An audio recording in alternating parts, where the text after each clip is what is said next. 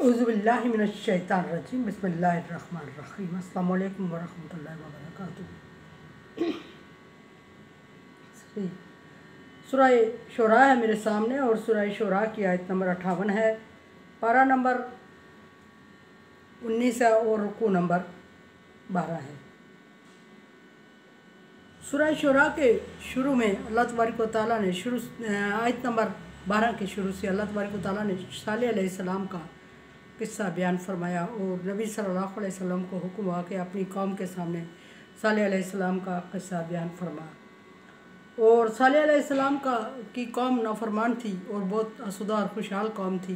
पीछे डिटेल में उसका जिक्र चल पड़ चुका है और अल्लाह तबारक व तआला ने उसे बहुत ज़्यादा नेमतों से नवाजा था, लेकिन नाकदरी और मुनकर कौम थी और इसमें मामूल सालेह अलैहिस्सलाम का इनकार कर रही थी। जब सालेह अलैहिस्सलाम ने उसे दावत हक़ दी तो उसने सालेह अलैहिस्सलाम से मुआवज़ा तलब किया। सालेह अलैहिस्सलाम ने हर मुमकिन कोशिश की कि वो अल्लाह तबारक व तआला को चैलेंज ना करें, लेकिन उन्होंने करके छोड़ा। और सालेह अलैहिस्सलाम ने अल्लाह तबारक व तआला से दुआ की और उनका मुँह मांगा मुआवज़ा, यानी कि हामला ऊँटनी उनके सामने उन पहाड़ों से बरामद हुई। और फिर सालेह अलैहिस्सलाम का उनके साथ एग्रीमेंट कि इस ऊँटनी को खुला डुला खाना दिया जाए और इसको ना छेड़े, क्योंकि ये अल्लाह की तरफ से भेजी हुई निशानी है, मुआवज़ा है, आयत है, सबूत है। सालेह अलैहिस्सलाम की कौम ने सबूत मांगा था सालेह अलैहिस्सलाम से, और सालेह अलैहिस्सलाम ने जब ऊँटनी वो जो मुँह मांगा सबूत उनको दिया तो वो फिर बेचैन हो गए, बेजार हो गए। और बेचैन हो गए तो उन्होंने कहना शुरू कर दिया कि ये ऊँटनी हमारे जानवरों के हिस्से का पानी पी जाती है, सो हम इसको नहीं छोड़ेंगे। सालेह अलैहिस्सलाम के हर मुमकिन कोशिश के बावजूद उन्होंने ऊँटनी को मार दिया। कैसे मार दिया ये कल जिक्र हो चुका है। फिर ऊँटनी के साथ बच्चा था, ऊँटनी ने उनके सामने बच्चे को जन्म दिया उनकी शर्त पर। फिर वो बच्चा पहाड़ों की तरफ गया और उसका क्या हुआ ये कल जिक्र हुआ। अल्लाह तबारक व तआला ने फरमाया कि फिर ऐसा है कि फ़अक़रूहा, और उन्होंने उसकी डिटेल इसकी कल गुजर चुकी है। फिर अर्ज़ कर रही हूँ कि कुछ चीज़ें ऐसी हैं जिसकी एक आयत की डिटेल दूसरी में आ रही होती है या पहली आयत में गुजर चुकी होती है, फिर उसको सिंपल करना पड़ता है। सालेह अलैहिस्सलाम ने फरमाया कि इसको अगर तुम ऊँटनी को नुकसान पहुँचाओगे तो तुम्हारे ऊपर अज़ाब आ सकता है बड़े दिन का। बड़ा दिन से मुराद क़यामत का दिन है, हिसाब का दिन है, यहाँ मुराद अज़ाब का दिन है और उन पर जो दुनिया में अज़ाब आया। लेकिन उस कौम ने नहीं माना, सालेह अलैहिस्सलाम की बात को मजाक में उड़ाया और अल्लाह तबारक व तआला और उन्होंने क्या किया, फ़अक़रूहा, उन्होंने उसकी कोंचे काट दी और वो फिर इस पर शर्मिंदा और नादम भी हुई। अल्लाह तबारक व तआला फरमा रहे हैं फिर उन पर उनके करने की वजह से अज़ाब आया और इसमें बहुत बड़ी निशानी है, इसमें भी किस्से में और सबूत है और हिकमत है और हदायत है और नसीहत है। लेकिन अक्सर लोग फिर भी सालेह अलैहिस्सलाम को अल्लाह तबारक व तआला फरमा रहे हैं कि साले तेरी मुँह मांगी निशानी इनको मैंने दे दी, लेकिन अक्सर फिर भी ईमान नहीं लाएंगे।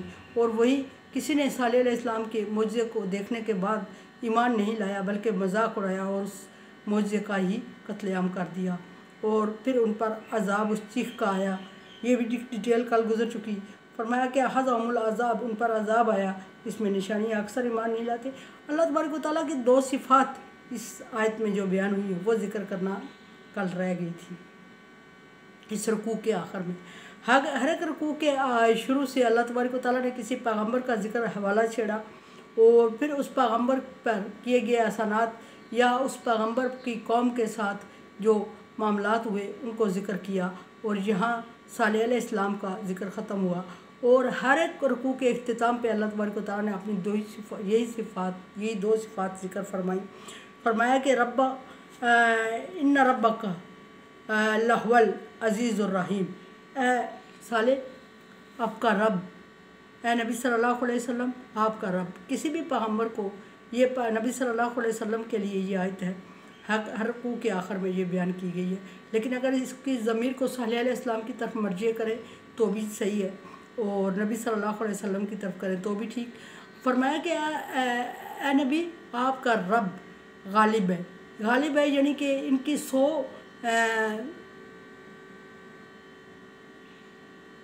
साजिशों के बावजूद, तदबीरों के बावजूद ये अल्लाह तबारक व तआला को या अपने पैगम्बर को शिकस्त नहीं दे सकते।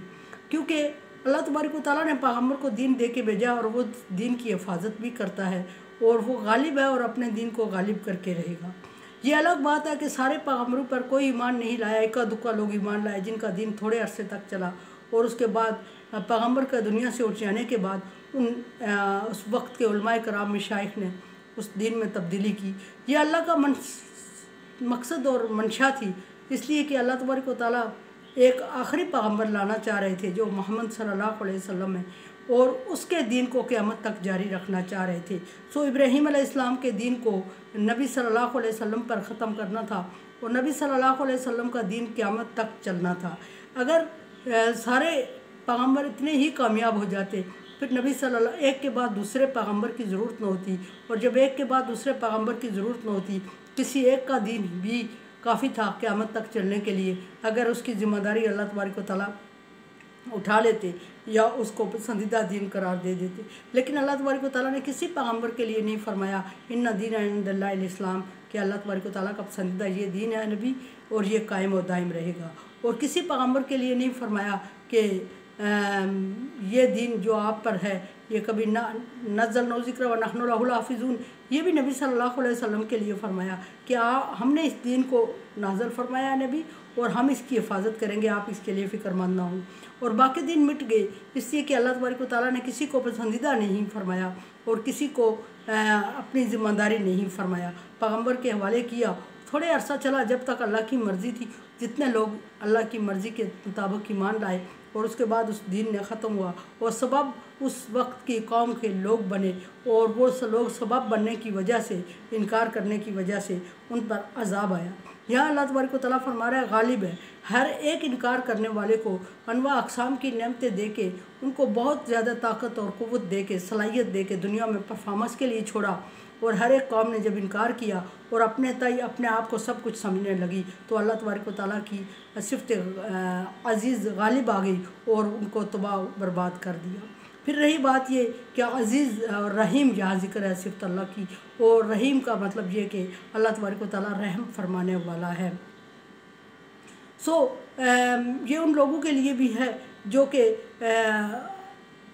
ईमान लाने से पहले, किसी भी नबी पर ईमान लाने से पहले किसी ऐसे दीन में ऐसे दीन के ताबे थे जो नापसंदीदा था या गलत था, जो उन्होंने ख़ुद साख्ता दीन के ताबे हो गए थे और उन्होंने बुराइयां की।